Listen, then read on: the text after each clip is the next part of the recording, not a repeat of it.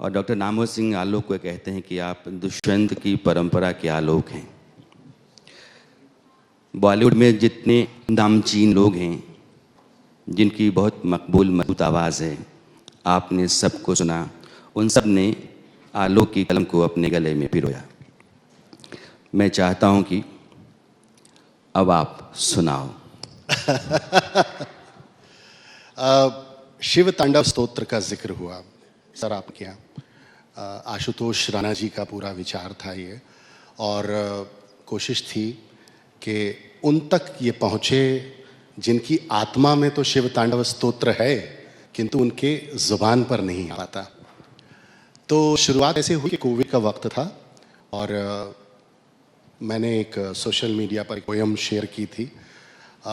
हमारे सीनियर्स कहते हैं गज़ल के कि गज़ल जो है वो इशारे का आर्ट है, कोई भी बात नारे की तरह नहीं कही जाती। तो जो भी मैं सियासी और समाजी मौज़ूआत पे लिखता हूँ वो बहुत इशारतन ही लिखता हूँ।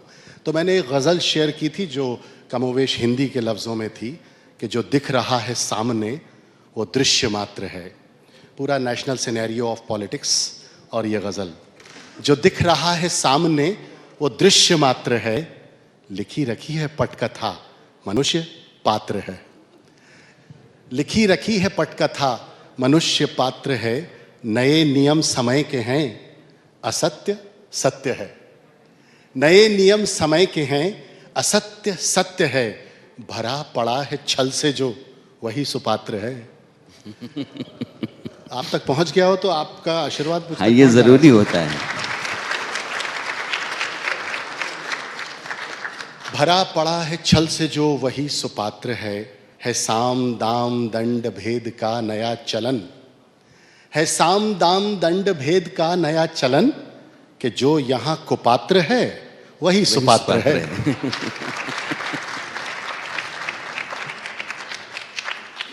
हृदय में भेदभाव हो घृणा समाज में, अभी हम लोग बात सुन रहे थे। हृदय में भेदभाव हो घृणा समाज में, यही तो वर्तमान राजनीति शास्त्र है। यही तो वर्तमान राजनीति शास्त्र है।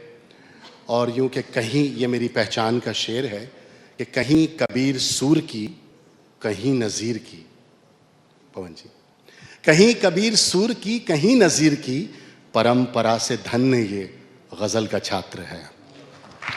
तो ये गज़ल मैंने सर शेयर की थी सोशल मीडिया पे, और इसको हमारे बड़े भाई की तरह और हमारे देश के ख्यातनाम अभिनेता और अब तो बहुत बड़े साहित्यकार, क्योंकि उनको 2-2 साहित्य अकादमी पुरस्कार मिल चुके हैं, तो उन्होंने ये पढ़ा और कहा कि आलोक, मैं चाहता हूँ कि तुम जो शिव तांडव स्तोत्र है उसका भावानुवाद करो।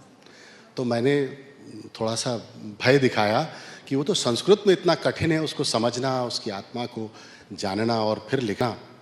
तो बहरहाल चूँकि ये आशुतोष का कार्य था और आदेश भी आशुतोष की तरफ से ही आया था, तो शिव तांडव स्तोत्र हिंदी में आलोकित हो गया।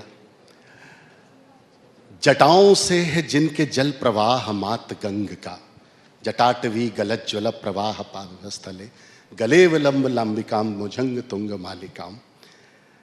जटाओं से है जिनके जल प्रवाह मात गंग का, गले में जिनके सज रहा है हार विष भुजंग का, डमट डमट डमट डमरू कह रहा शिव शिवम, तरल अनल गगन पवन धरा धरा शिव शिवम। क्या बात, क्या बात। वे नंदनी के वंदनीय नंदनी स्वरूप हैं, वे नंदनी के वंदनीय नंदनी स्वरूप हैं, वे 3 लोक के पिता स्वरूप एक रूप हैं। कृपालु ऐसे हैं, कॉन्शियस कृपालु ऐसे हैं कि चित्त जप रहा शिव शिवम, तरल अनल गगन पवन धरा धरा शिव शिवम। क्या बात। सर, इसको लिखते हुए एक बड़ा, यहाँ 2-2 गुरु श्रेष्ठ बैठे हुए हैं, दोनों को प्रणाम निवेदित करता हूँ।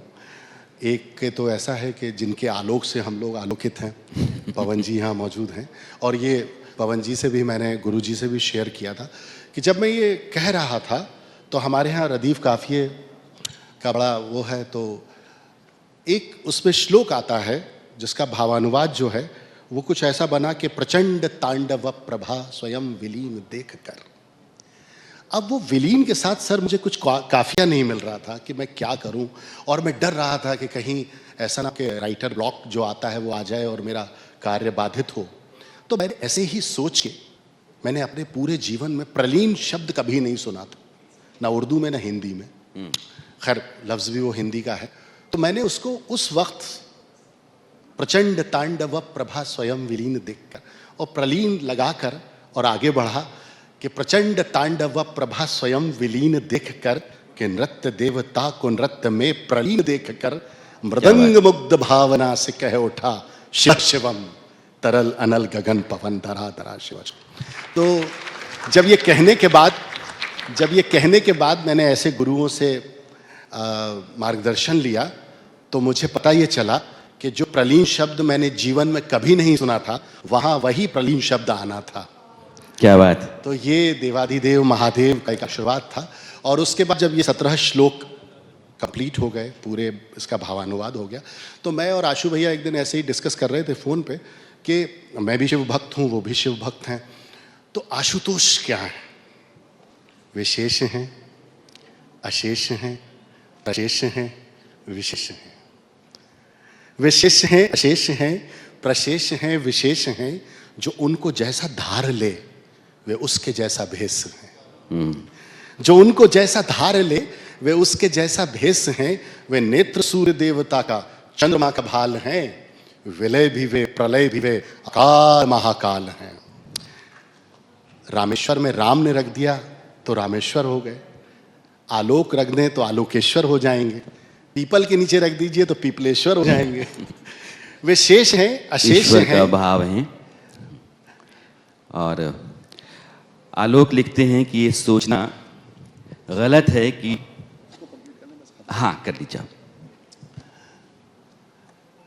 तो आज्ञा है। वे शेष हैं, अशेष हैं, प्रशेष हैं, विशेष हैं, जो उनको जैसा धार ले वे उसके जैसा भेष हैं। वे नेत्र सूर्य देवता का चंद्रमा का भाल हैं। विलय भी वे, प्रलय भी वे, अकाल महाकाल हैं। उसी के नाथ हो लिए जो उनके साथ हो लिया। क्या बात। उसी के नाथ हो लिए जो उनके साथ हो लिया। वहीं के हो गए हैं वे जहां सुना शिव शिवम तरल अनल गगन तालियां। धरा धरा शिव। आलोक की कलम जो है वो कई रास्तों से चलती है। एक ऐसे साहित्यकार हैं आप जो हिंदी के हैं लेकिन उर्दू के जो सरहदी इलाके के शब्द होते हैं, यानी कि हिंदी के लोग आसानी समझ लेते हैं, वो सारे शब्द लेकर के आते हैं।